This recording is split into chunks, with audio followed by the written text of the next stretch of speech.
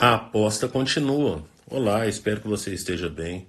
Nós estamos aqui mais uma vez, hoje para lermos aí Jó capítulo 2, um pequeno estudo aí de Jó capítulo 2.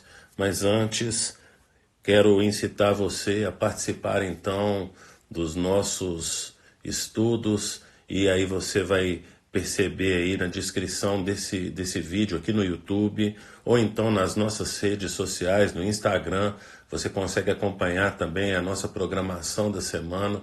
Temos estudos às segundas, às quartas, às quintas, aos domingos. Então, que você venha participar conosco de pelo menos um dos estudos. Também pedimos para que você adquira a Bíblia 365, porque nela você vai ler ali um capítulo do Antigo Testamento, um do Novo, um trecho de Salmos e Provérbios. E com isso, a nossa intenção é que você venha ler a Bíblia toda em um ano. Ali na Bíblia 365, você vai perceber ali proposta de plano para leitura de 1 e 2 anos. Então, que você leia a Bíblia. Esse aí é o desejo do nosso coração. E pedimos também para que você compartilhe esse estudo com alguém que você conhece, para que outras pessoas também venham ser aí abençoadas através do estudo que temos feito.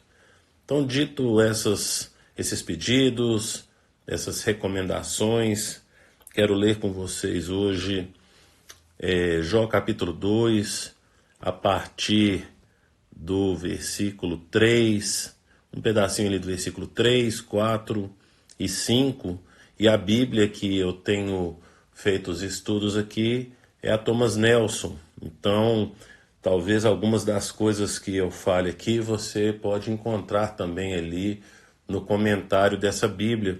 Tenho a intenção de, mais para frente, compartilhar alguns comentários dessa Bíblia e vale a pena, então, fica a dica, né? Vale a pena você adquirir aí a Bíblia Thomas Nelson. Dizem que é a melhor Bíblia de estudo que a gente tem aí atualmente no nosso país.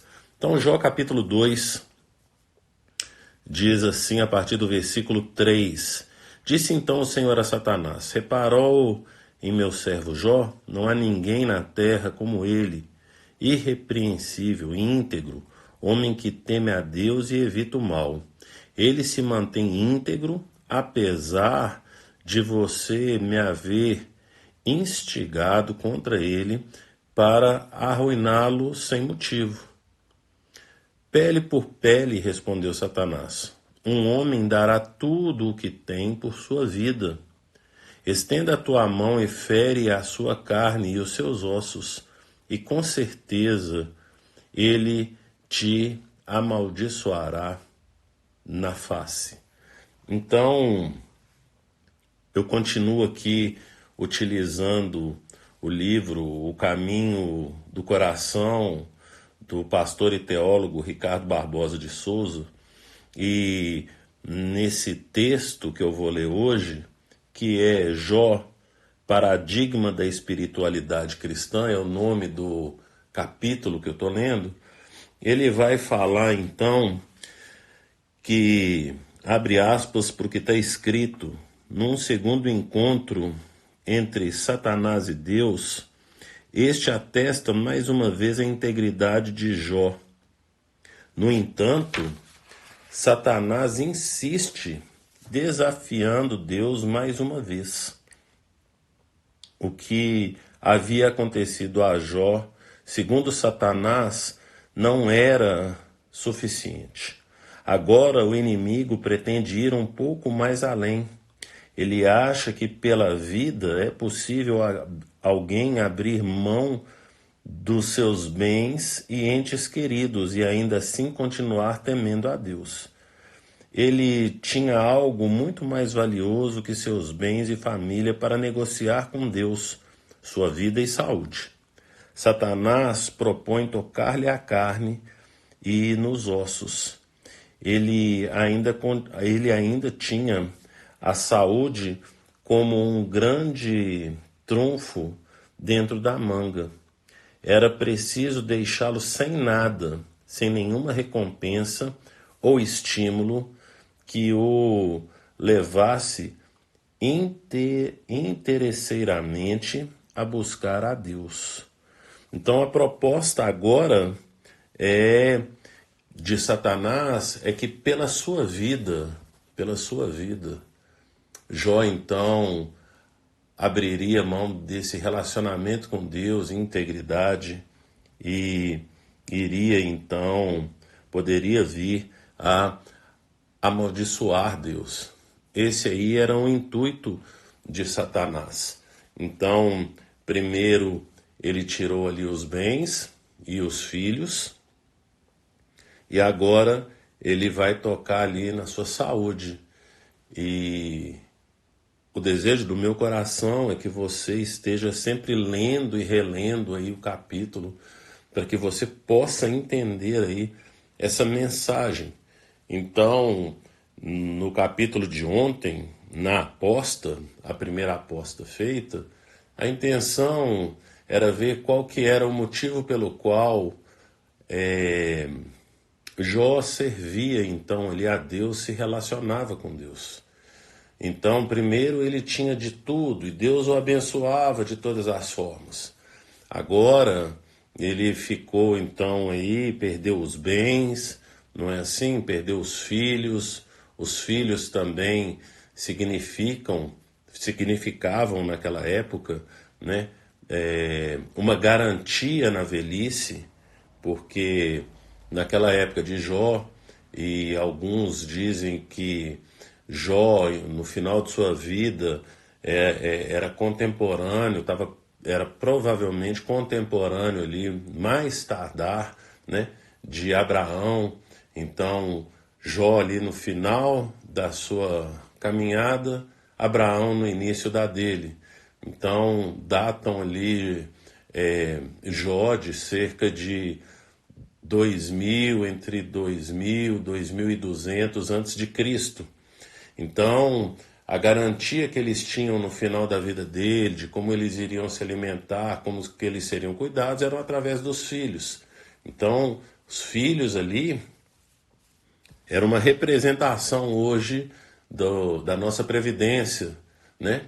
Então, a nossa previdência é aquilo que vai nos ajudar no final da nossa caminhada. Na época de Jó, então, os filhos seriam, então, esses que ajudariam no final da caminhada a ser sustentados, a serem cuidados. E então, daí a importância dos filhos.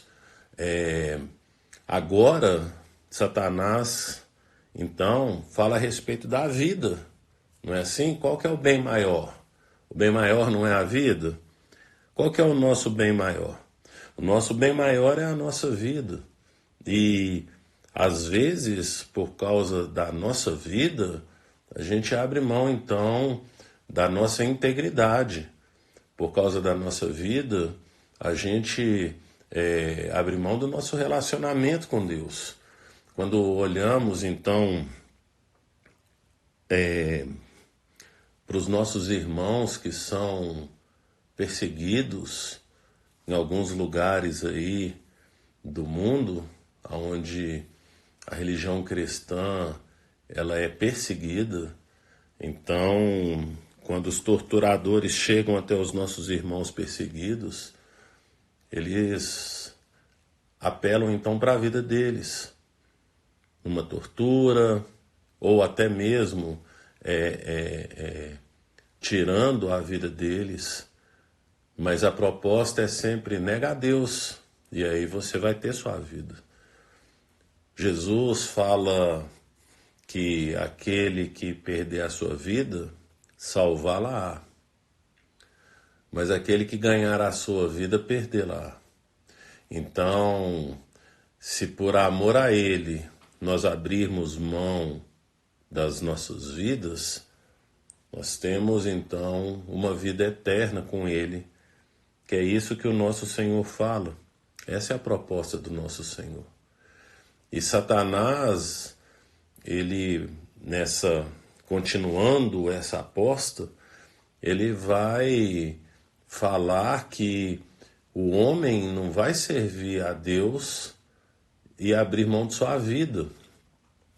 Quando nós olhamos então para a história da igreja, primeiro, segundo, terceiro século da nossa era, né?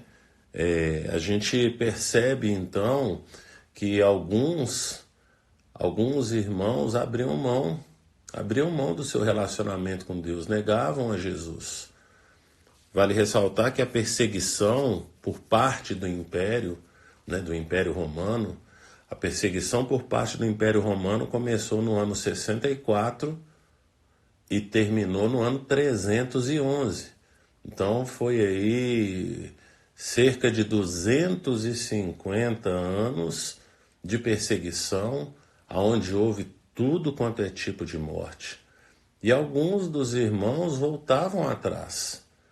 Quando você abre a sua Bíblia lá em Apocalipse capítulo 21, versículo 8, e aí vai depender da tradução, a lista de pecados que tem ali começa com tímidos numa tradução, medrosos em outra tradução, covardes em outra tradução. Então eles colocam, cada tradução vai dar um nome, mas a intenção ali, esse abre alas do inferno, porque é assim que termina o versículo, né, falando que esses então, o que lhes cabe é a segunda morte. Então não é apenas a morte física, mas aí já no julgamento diante de Deus, aí agora eles têm a condenação eterna, que é chamada aí da segunda morte.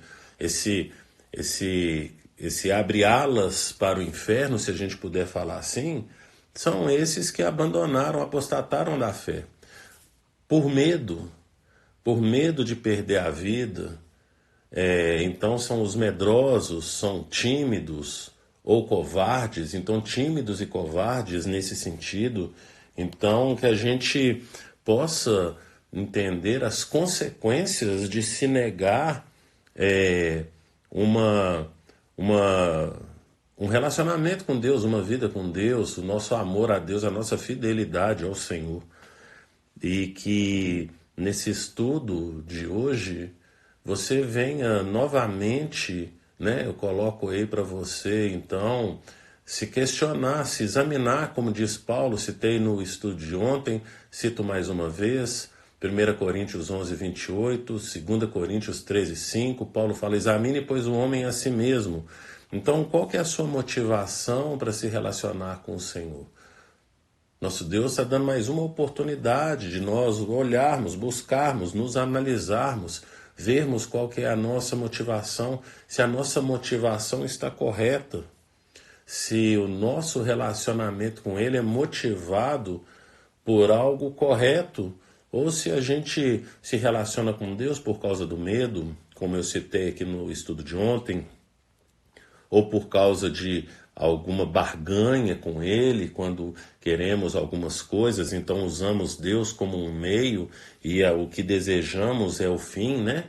Então Deus é o meio para alcançarmos então nossa finalidade, que pode ser um casamento, que pode ser um filho, que pode ser uma casa, que pode ser uma promoção no serviço, um salário melhor. Então qual que é a nossa motivação para nós nos relacionarmos com o nosso Deus? O desejo do meu coração é que você que ouviu aí o estudo de ontem, capítulo 1, hoje capítulo 2, permaneça conosco aí até o 42, porque lá no 42 a gente vai ver então como que termina a história de Jó. Mas Jó vai ter aí 3 amigos, né, que vão questionar muitas coisas. Então, às vezes, esses questionamentos talvez possam servir para você descobrir a sua motivação. Qual a sua motivação? E o desejo do meu coração é que o Senhor revele para você a sua motivação, e caso a sua motivação seja uma motivação equivocada, uma motivação errada, que você venha deixar o Senhor transformar aí a sua mente, a renovação da sua mente para você, para que você possa experimentar a boa, perfeita e agradável vontade do nosso Senhor. Que o Senhor te abençoe.